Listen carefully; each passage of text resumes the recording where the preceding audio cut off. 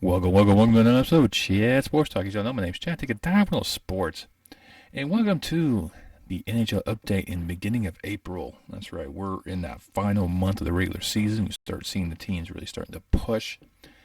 And I'm going to kind of look at some of the playoff races coming up that will be key factors coming up in the month of April. But before I dive into all that action and provide you some insight, if you could just smash that thumbs up for me, especially like the content provider. Really please you two guys help this promote this channel out. You also subscribe. I love you guys review my work. I love you all for doing that.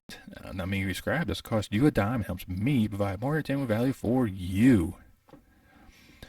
Now I got that little promotion out of the way. Let's go ahead and look at the East right now. We'll start out there. And Florida right now has already clinched their spot. They have over 100 points in the season already. This team is just poised to make a deep run in the playoffs. Let's just see how that translates in the postseason, because last year they had a good team as well. Kind of fell flat in the postseason there. Philly, New Jersey, Montreal all been eliminated. I think no surprise with those three. But for me, I believe the 8 teams are pretty much locked. It's just a matter of trying to see where they all line up at. Like Toronto, Tampa Bay, and Boston, all of them are battling for between the number 2 in the Atlantic to the number 1 wild card. Right now, Boston's on the outside of that, looking in, and if the playoffs would have start today using today's standards, they'd be taking on Carolina in the first round.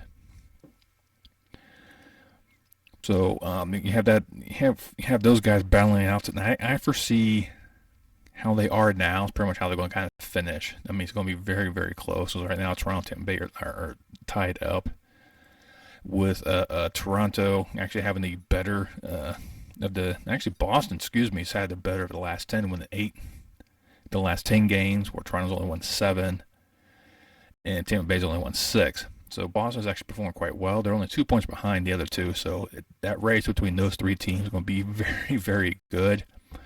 And whoever ends up taking Carolina, Carolina's going to have their hands full, to say the least. And then the other one with the Metropolitan, it's still up in the air who's going to really take the division. Right now, Carolina's in front, leading by 4 points over the Rangers.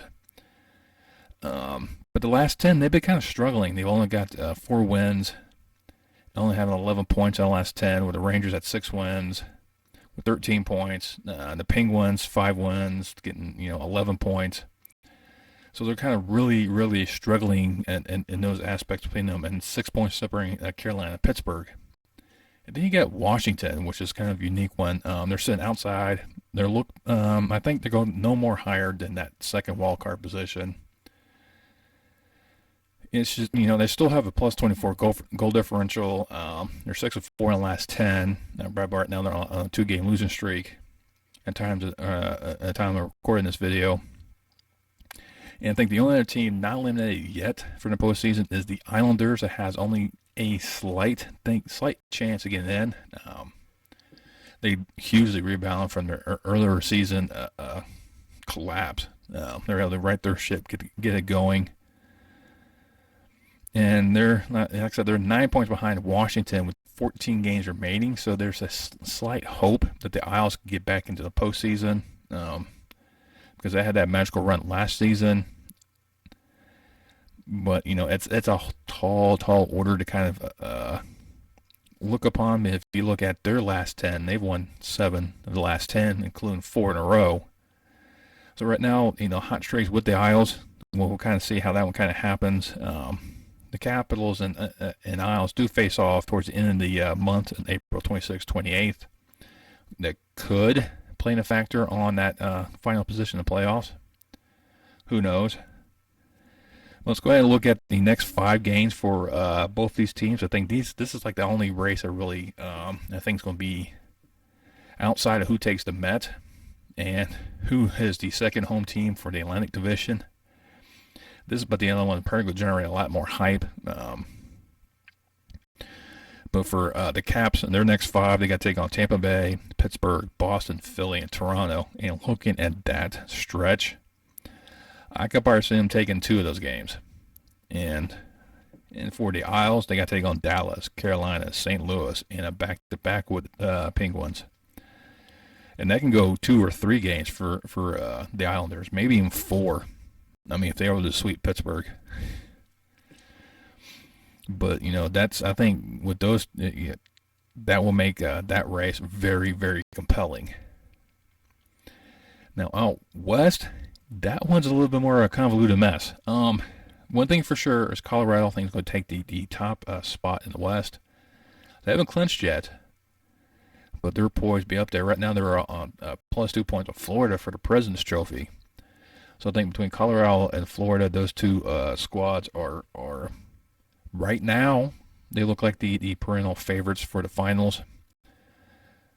But we all know the President's Trophy, whoever wins that, about 9 times out of 10 don't win the cup. It seems to be the curse for that trophy. I think, like I said, the last one that done that was Chicago years ago. So, with that being said, Minnesota right now is poised to be the number 2 team in the Central and the second best team in the West. They made all the right moves in the draft deadline, bringing Marc-Andre Fleury into the fold. He actually has blossomed now in Minnesota, partly because there's a little bit better defense in front of him. But it's out, and but looking at the other races in the Western Conference, the race for the Pacific Crown is up there. The wild card teams still battle. St. Louis being the number 3 team. Central's not a lock either. And only 2 teams have been eliminated this far, and that's Seattle and Arizona. I don't think no one really expected anything different. I think there was a few fans that was hoping Seattle to do the Vegas routine. I think Vegas was just a one-off, how quickly they were successful and how they're still so much successful now. For Chicago, San Jose, and Anaheim, I think all 3 of them, I think you might as well just kind of push them out, even though they haven't been officially eliminated yet. But none of them are doing extremely well. The only one that has any more wins is San Jose in the last 10. That's 3, but they've lost 3 in a row.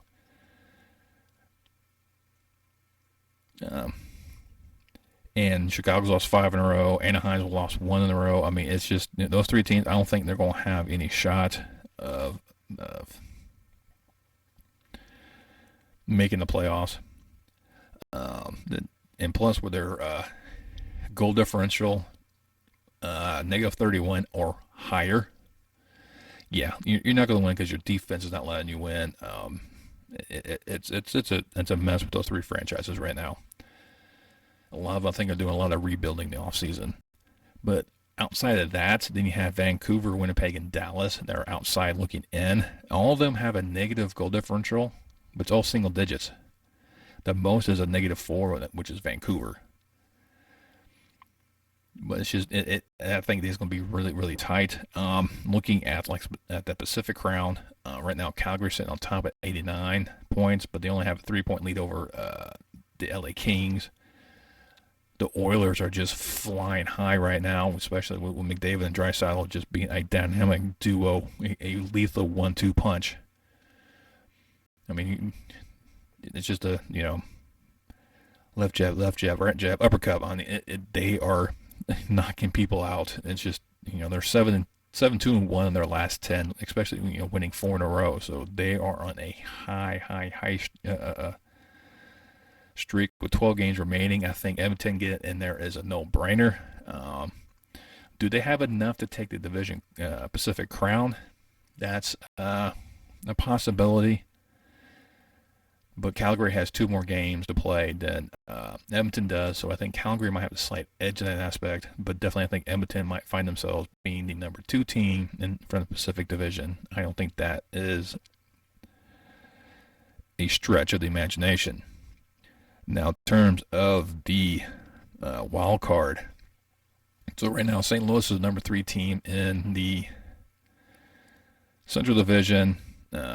Edmonton right now is number 3 team Pacific, but I think Edmonton's going to come out strong. At least Kings right there also at 86 points. So let's take those guys and leave them out. So right now your 2 wild cards right now are Nashville and Vegas, both of them at 82 points. But sitting right behind them is Dallas with 81, Winnipeg with 76, and Vancouver 74.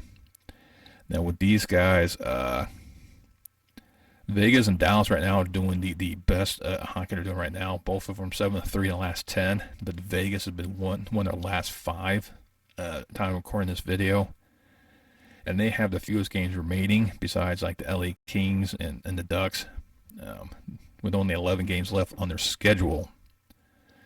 So things could be, they might get outplayed out of the position unless they make a huge gap between themselves and Nashville and Dallas. But looking at this, I will go ahead and break down some of the aspects with that one. I'm not going to touch St. Louis. I think St. Louis is going to get in.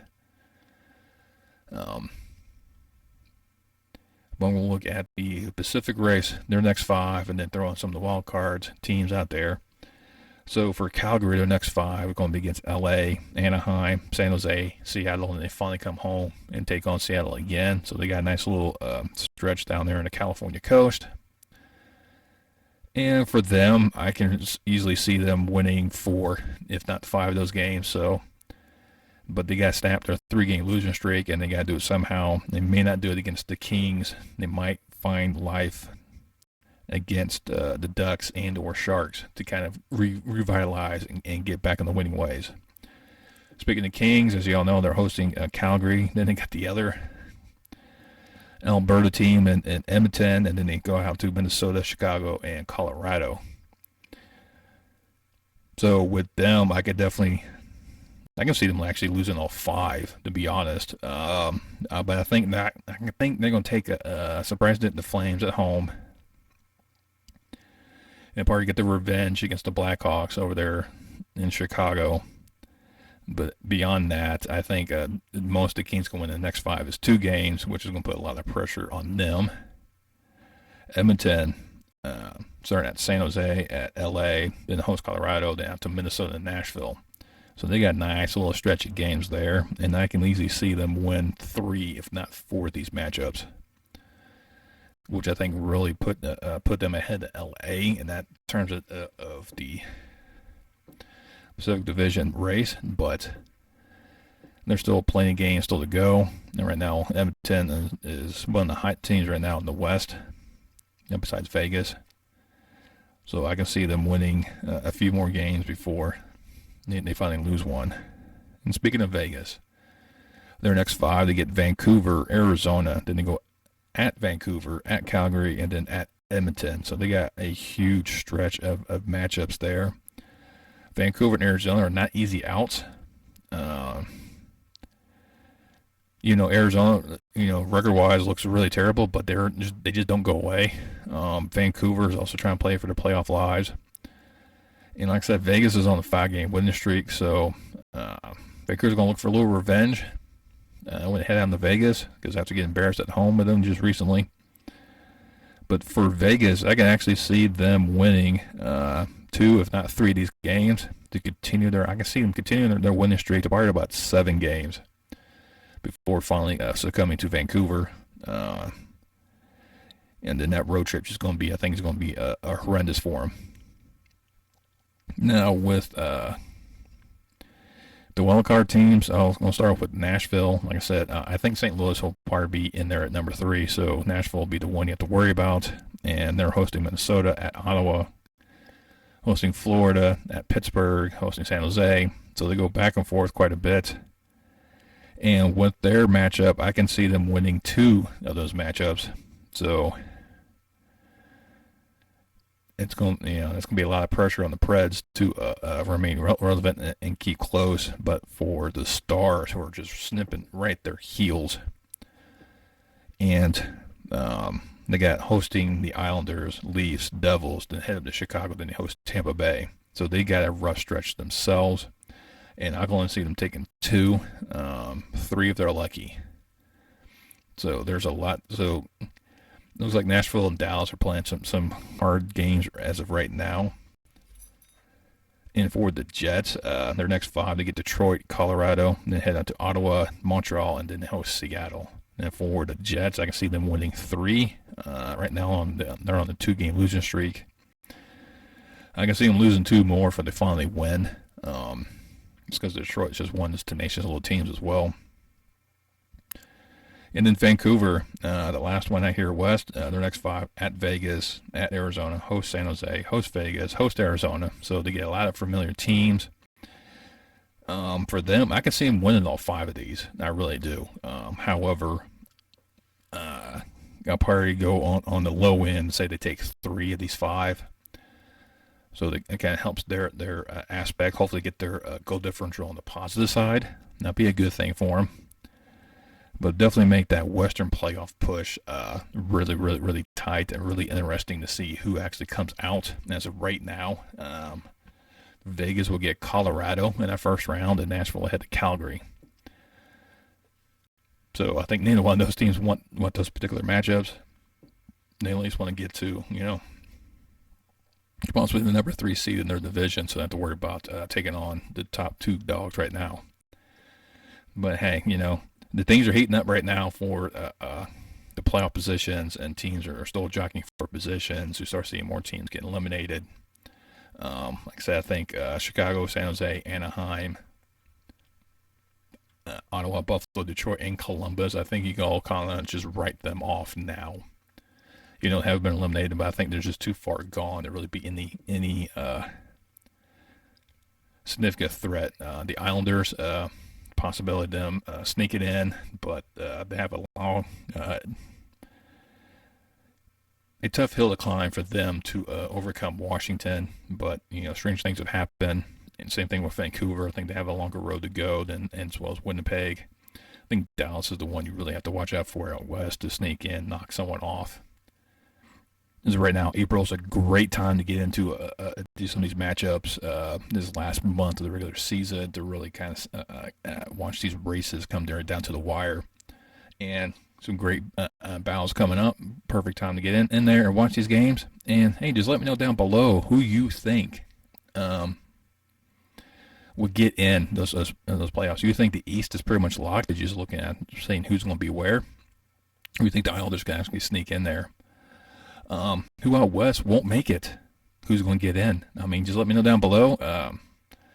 Put down your Stanley Cup hopefuls. Right now, my preseason favorite was Boston, so I've still got them in the race. So we'll see if that transpires. But Colorado and Florida both look really good. But unfortunately, I think both of them will fall short. It just happened. Just to get this playoff hockey is a totally different animal than the regular season. So, like I said, leave a comment down below. Right there, you can also like it and share it with your friends and family really want. You can also subscribe. Once you subscribe, hit that bell notification. Let you know next time I post a video.